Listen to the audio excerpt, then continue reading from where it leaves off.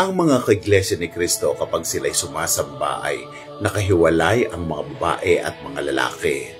Upang sa ganon ay siguro hindi maging distraction dahil hindi naman dapat ginagawa ang pagsamba upang mag-date at maglampungan sa loob mismo ng pananambahan.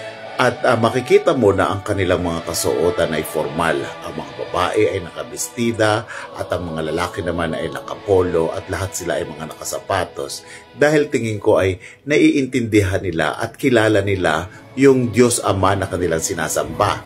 Imaginein mo kapag ikaw nga ay pinatawag sa Malacanang at pagkatapos ay haharap ka sa ating napakagaling na Pangulong si Bongbong Marcos. Hindi ba susuotin mo ang pinaka-the best? How much more kung Diyos ang iyong kakaharapin?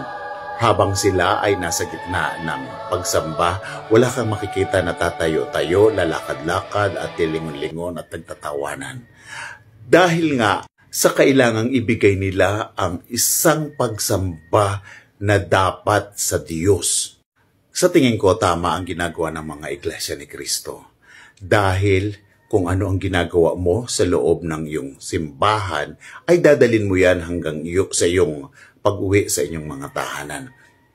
At yon ay ang pagpapahalaga sa disiplina sa pagsamba sa ating Ama. Uulitin ko, hindi po ako kapatid, subalit ikinararangal ko ang Iglesia ni Kristo.